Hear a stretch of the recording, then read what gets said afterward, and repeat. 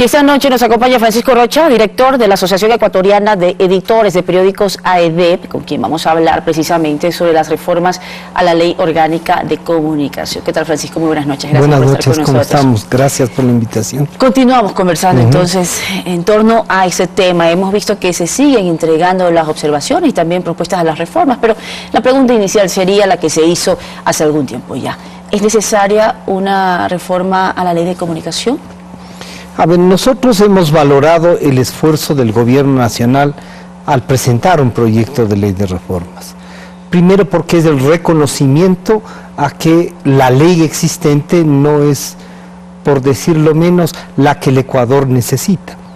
Para nosotros el tener una ley de comunicación es una limitación de derechos. ¿En qué sentido? Porque eso nos olvidamos. Sí. Eso, no estamos en esta fase de recoger propuestas, de que varias organizaciones, también periodistas se están acercando a la comisión para presentar estas propuestas de reformas y las observaciones. Pero, ¿cómo se convierte en una limitante? ¿Cómo ha sido una limitante hasta el momento? Cualquier condicionamiento al ejercicio de un derecho es una limitación.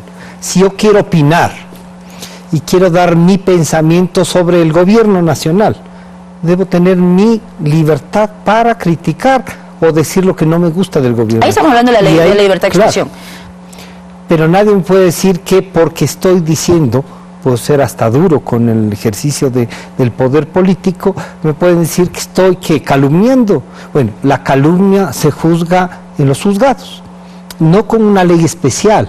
No por ser periodistas hay que tener un tratamiento especial, una ley exclusiva para los medios y los periodistas. Entonces, cuando uno se enmarca en un derecho humano como es la libertad de expresión, y más aún, cuando se quiere limitar el pensamiento, la opinión, lo que uno cree sobre algo, esa ya es una limitación. Pero, repito, yo sí quiero valorar en el gobierno nacional esta actitud de, primero, 60 sábados que no nos han insultado. ¿Se sintió usted insultado en alguna ocasión? Pero claro, no solo insultado, sino maltratado en una sabatina. O 2 o 3 veces interrumpieron mi programa para decirme lo que les parecía. Pero eso no es libertad de expresión, eso es un abuso de poder. Porque yo puedo interrumpir el programa por orden de y digo lo que pienso y no hay más. No, porque lo que uno piensa, lo que tiene es que confrontar con lo que otro piensa. La confrontación de ideas ni es una bronca ni una pelea, sino es el luchar con las ideas. ¿Y la Supercom sirvió de instrumento para avalar este tipo de circunstancias? Yo diría que la Supercom, primero hay que estar claros en que, y eso lo dijimos siempre y lo demandamos, si hubiésemos tenido una Corte Constitucional que está al servicio de la constitucionalidad y no del gobierno de turno, no habrían permitido. La Supercom, a propuesta del señor exalcalde, ahora ya de Loja, Bolívar Castillo, se integró a la ley en el segundo debate y no tuvo los 2 debates, por lo cual uno dice, a ver, esta es una ley que nació inconstitucional al crear esta institucionalidad, y con la Supercom 60 artículos.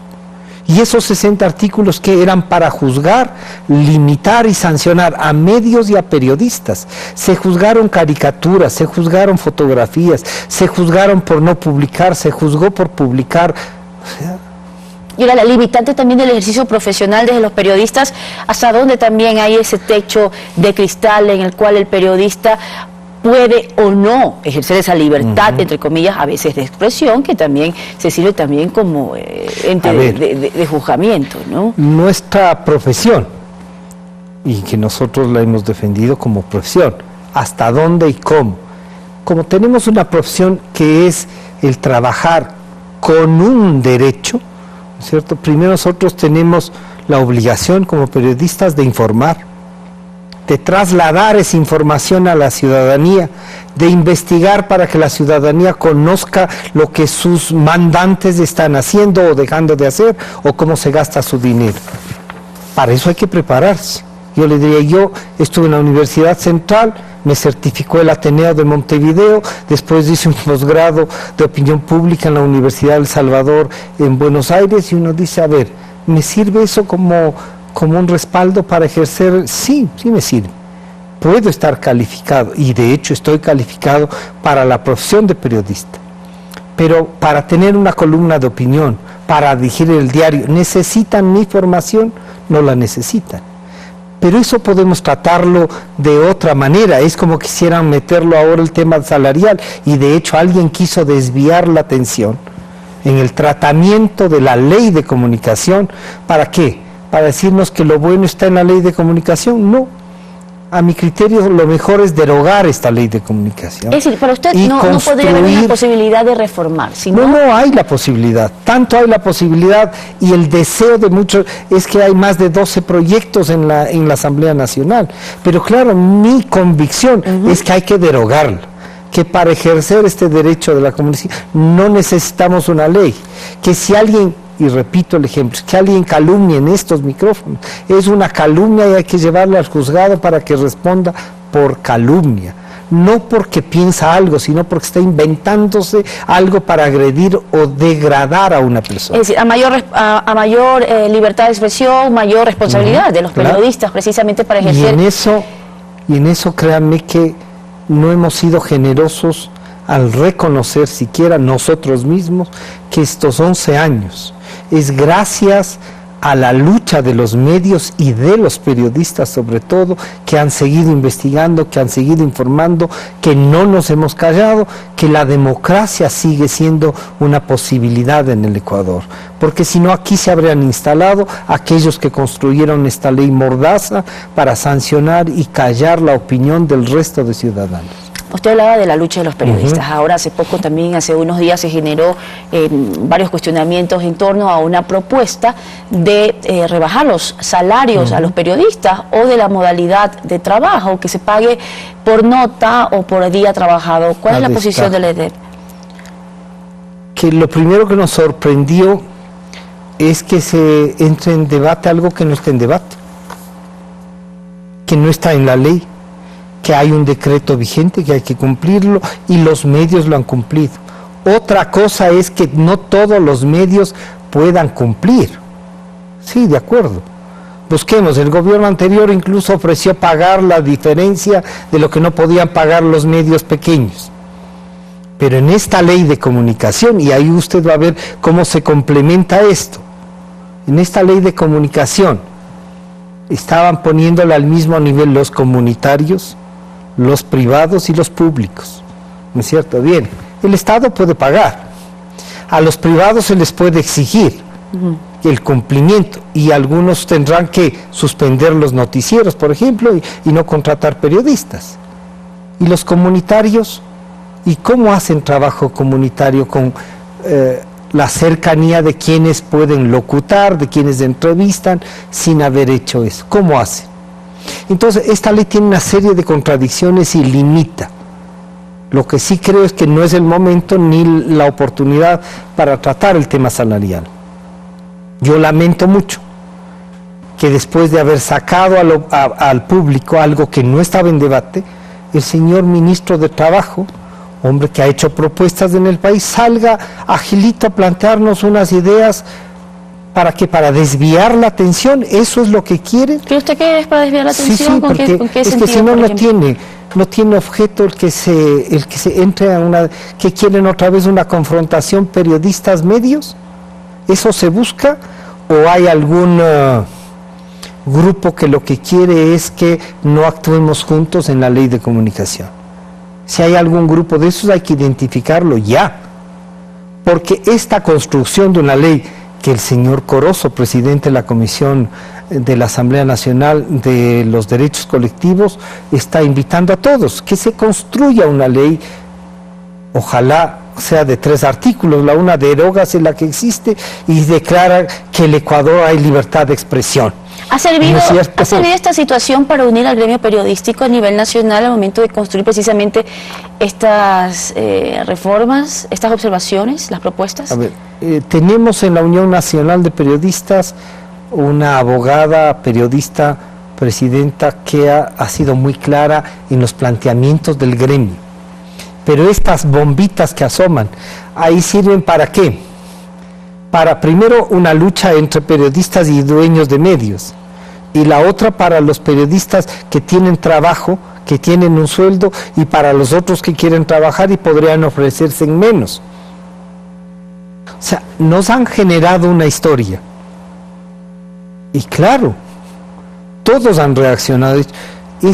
Se está proponiendo que se rebajen los salarios. Y uno dice, a ver, ¿se puede hacer eso? Realmente no. Los derechos laborales son irrenunciables y como son derechos ya adquiridos, no se pueden retroceder. En derechos no hay cómo retroceder, se puede avanzar. Ahora, los gobiernos que son capaces de hacer lo que les parece, no estaría raro que alguien venga y diga se rebaja los salarios, ¿no es cierto? ¿Qué se puede hacer? Hay una gran discusión, que los salarios del sector público, no de los periodistas, del sector público, en general no son competitivos para el sector privado, porque son demasiado altos los del sector público, y los del sector público dirán, no son altos, hay un grupo que tienen unas tablas salariales altas. Bueno, esas tablas salariales altas hay que revisarlas. Yo plantearía lo contrario, el Estado tiene que aprender a pagar lo que puede como país pagarse, ¿no es cierto? Sobre todo aquellos que llegan sin hacer una carrera pública. Y en la carrera, en cambio, ya hay una tabla salarial que a medida que vayan avanzando puede uno seguir subiendo. Pero no pongan temas que no están en el debate para que debatamos, porque se siente claramente que lo que quieren es desviar la atención y nos tienen discutiendo cualquier cosa, y lo que pasa es que la ley sigue vigente. Ahora, vamos pasando a otro tema rápidamente, que es precisamente lo que el día de hoy se estaba discutiendo dentro de la comisión en la Asamblea. La Corporación de Participación Ciudadana, estaba proponiendo 7 reformas a la ley de comunicación. Una de ellas, se viene ya la época de campaña, Francisco, ¿no? Entonces se está pidiendo un poco la accesibilidad y de qué forma sea equitativo, sobre todo que sean públicos los tarifarios de publicidad electoral. ¿Están ustedes de acuerdo con esto? Sí, yo creo que todo aquello que lleve a la transparencia es lo mejor que puede hacerse. O sea, si se aplicara la ley de transparencia y observaríamos tanto medios como candidatos que justifiquen por qué tienen esas tarifas y por qué van a poner en tal medio. No que digan, yo quiero poner, ya está. No, pero sí se puede decir, este medio llega a tales sectores, yo quiero, y le pongo tal. Que no vayan a concentrarse, y eso es importante, y por eso la transparencia, en 2 o 3 medios nacionales, que puedan tener ese acceso. Para eso se necesita además una normativa, me imagino que esté muy clara la normativa, de qué forma se puede pautar. Está la reglamentación, creo que hay que aplicarla con rigurosidad, ¿no es cierto? Pero imagínese usted que en el tema de Loja, en la revocatoria al alcalde, al Consejo Nacional Electoral se le ocurrió tal y tal diario organicen un debate. ¿Cómo así? ¿Por qué tenemos que organizar los medios un debate?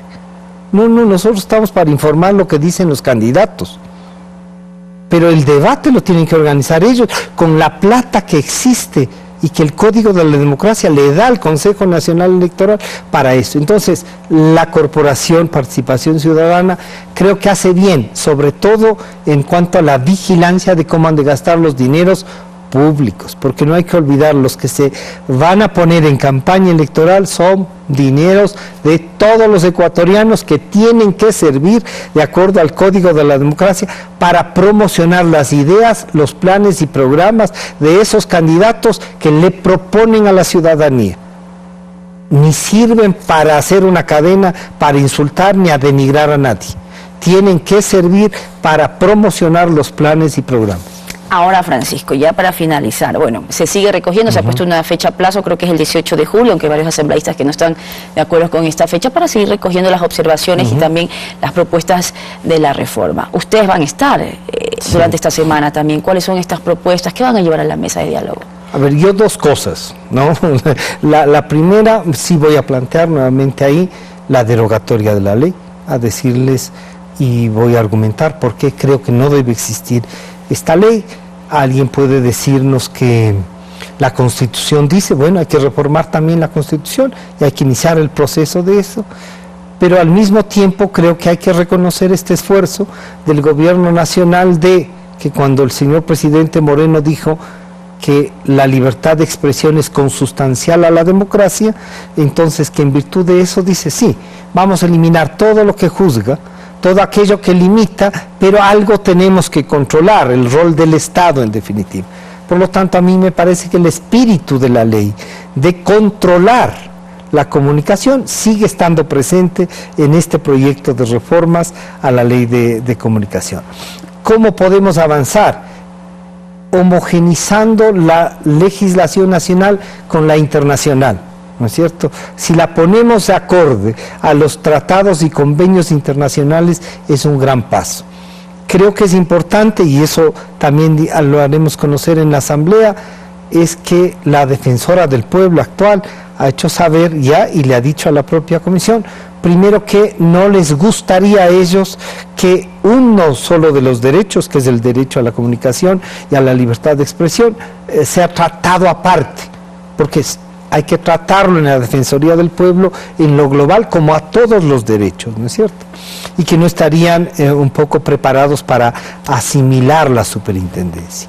Creo que es bueno y hay que ratificar la eliminación de la superintendencia, la reestructuración del CORDICOM, me parece que es importante, habría que ver si es que todos los sectores pueden estar representados, pero en general, si logramos eliminar el ente sancionador, al eliminar eso son 60 artículos, no para pasarlos a otros, sino para eliminarlos realmente y ejercer el código deontológico de cada uno. Eso lo hemos tenido siempre. Pero los beneficios que usted observa hasta el momento sobre esta reforma a la ley de comunicación. Los beneficios es este reconocimiento a la necesidad de tratar la ley.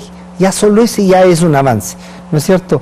Si logramos hacer una ley, pese a que no la queremos, una ley lo menos limitante que sea, creo que es un gran avance, y yo he reconocido tanto en el presidente del CORDICOM, el doctor Silva, como en el secretario de Comunicación, el licenciado Michelena, que hay la apertura suficiente. Yo diría, nos hubiese gustado participar un poco más, pero claro, entiendo que han participado varios sectores.